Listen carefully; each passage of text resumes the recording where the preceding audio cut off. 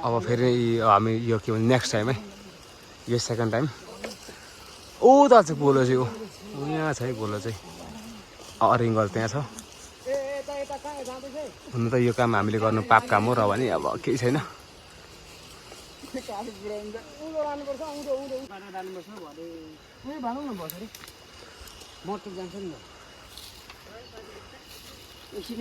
यहाँ घुम्नु सक्दैन